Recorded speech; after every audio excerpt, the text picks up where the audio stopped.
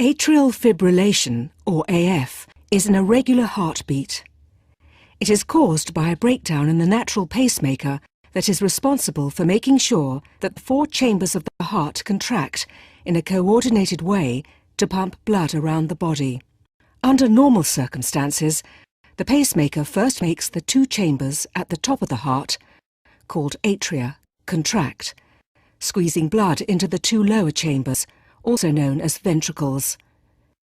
These in turn are triggered to contract, pushing blood out of the heart, into the arteries, and out to the body and the lungs. In AF, a malfunction of the pacemaker interrupts this coordinated sequence of contractions, causing the atria to twitch erratically, known as fibrillation, and the ventricles to contract more often and irregularly. In AF, the heart works less effectively as a pump, with the result that there are areas within the heart where blood flow is slow or stagnant.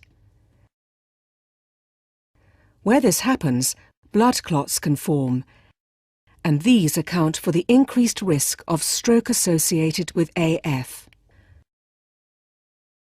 The problem with a blood clot in the heart is that some or all of it can break away and travel along an arterial highway directly into the brain.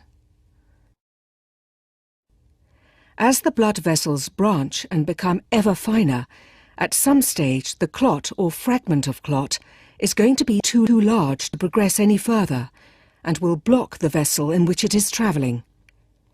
This means that the surrounding area of the brain can no longer receive oxygen delivered by the blood, causing the nerve cells to stop working and ultimately die.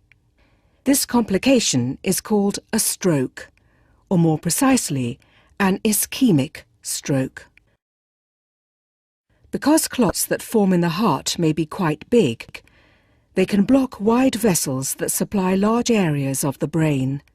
Consequently, strokes arising from AF may often be fatal, or can cause temporary or permanent disabilities, depending on how long the oxygen supply to the brain is interrupted and which part of the brain was affected.